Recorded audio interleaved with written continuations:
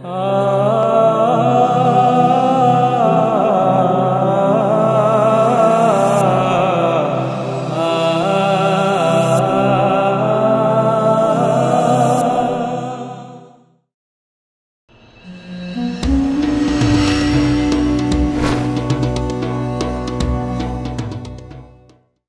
alaikum wa rahmatullahi wa barakatuh. I am Imam Abdul Baqi. We're here at ITV, and I'm going to talk and conclude and finish up with 1619. I want to start again with the poem that I had read before by Langston Hughes. It is said, I am the American heartbreak, the rock on which freedom stumped its toe. The great mistake that Jamestown made long ago. It is called the American Heartbreak 1619. And using that as the backdrop, we see that 1619 marks the beginning of European white colonial settlership here in the Americas. And we see that they begin, primarily the British, but before that, we're talking about in the 15th century, we're talking about the Portuguese and the Spanish being blessed by the Pope, dividing up the world amongst themselves. Everything above the equator belongs to Spain, everything below the equator belongs to Portugal. And the scramble that we see the European countries scrambling for land and power and prestige, looking for trade, looking for gold, looking for silver, looking for anything of value and wealth, literally stripping some of these areas of their most precious gems and precious gems and wealth. And of course, we talked about the Indians and how the Indians were not able to be enslaved because of the fact that they was a migratory people. They were not prone to be settled upon the land. The white indentured servants, they in turn were able to move from one area of the country to another area, even far west where there was no so-called colonial control, and acquire their freedom. But the African, because of his skin complexion, as they say in the biblical sense, be you forever damned with the curse of Ham. And so this is a biblical thing which the Europeans use out of the Bible to justify their enslavement of African people. Whereas in the Quran, Allah subhanahu wa ta'ala says, that we are all brothers. Innamal mu'minuna ikhwa, the believers are none other than brothers. And the noblest of you, as the Prophet ﷺ said in the eyesight of Allah, is not the white over the black or the black over the white, except by taqwa, and piety is a condition of the heart. The heart of the Europeans was vindictive, and it was sinister, and it was caught up because they did not care about these people as human beings, but they sought to maximize profit off of these individuals. And I read one book about slavery in Haiti. It said that every 20 years, the whole entire slave population had to be replenished because of the excessive weight and magnitude of carrying these big bundles of goods on their head. Their neck literally broke, and they died subsequently after a period of time. And we also see that with what we call here in New York City, the African burial ground. Some of the slaves were buried like Muslims facing the east. They were shrouded in Islamic clothing and dressed, but some of others, were not.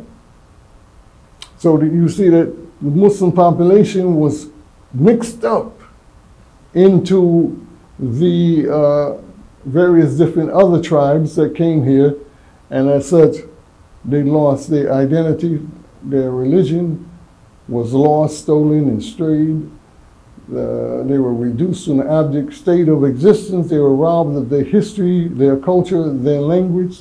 They were no longer considered human beings, but beasts of burden, like a cat, a horse, a dog, a chicken.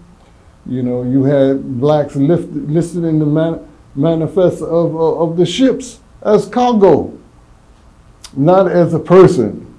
They were given names, and they were subsequently robbed of their names. This is one of the reasons why the Nation of Islam, as we talked about later, they gave people the X. The X means unknown. You don't know your history. You don't know your language. And you don't know who you are. Malcolm X was changed to Al-Hajj Malik al-Shabazz, you know, and this was his choice to define his own reality. And most of his children on Shabazz, his wife, became Betty Shabazz. And he subsequently, when he came back from Mecca, he established the mosque, the Muslim Mosque Incorporated. He brought back Sheikh Hassoun, and he taught Islam in the Americas long before. This is we talking back as far as he died in February of 1965. You know, he literally had 1 year of Shahada. And look at what he done. And we'll talk about that another time, but we're going to get back, inshallah ta'ala, with 1619. We see that America was able to go from agrarian land, meaning primarily agriculture, to industrialization in a short period of time. And they take pride upon that, as if they have some kind of ingenuity within themselves. You know, look how great I am.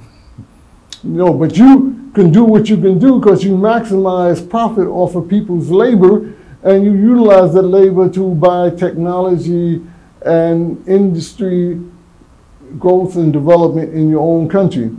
And remember also, America at the turn of the so-called 20th century, America was 90% illiterate, you know, and they today you may say they are literate, but they still are not the most literate country in the face of the earth. You know, still have problems with Johnny don't know how to read. Poor Johnny, he don't know how to read.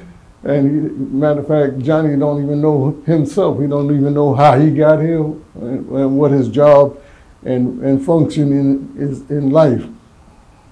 So we're going to talk now about Dr. Gerald Horne and his book called The Counter-Revolution of 1776, how he talks about the United States had a chance, just like France. France had the French Revolution, and we see that in the French Revolution, they overthrew the king, and they established a republic. And in that republic, one of the things that they did, they freed the slaves. But the United States had an American Revolution. And the irony is although the first person killed in the American Revolution was a man by the name of Christus Attucks. Christus Attucks was a tall West Indian individual who took a stand with the colonists to fight against the British, and he was killed because he couldn't duck. He was the biggest thing in the crowd, so he became a target, and he was killed as a result of that. And so when we talk about the American Revolution, it broke out, and it broke out primarily to wrestle itself away from British imperial control and establish itself as a mercantile class and group.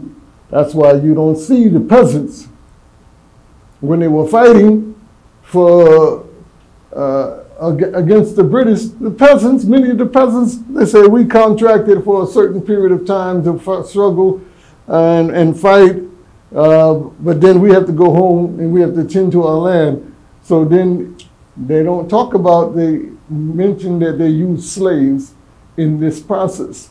And it was a result of slaves joining in with the Americas colonists that we see independence achieved. And that's why I mentioned Muhammad Balali, or some say Balali Muhammad, you know, who fought along with other 80 other African Muslims in Charleston, South Carolina, to remain independent of the British, and they took up arms on behalf. Therefore, you can say this is the first time Muslims took up arms in defense of the United States.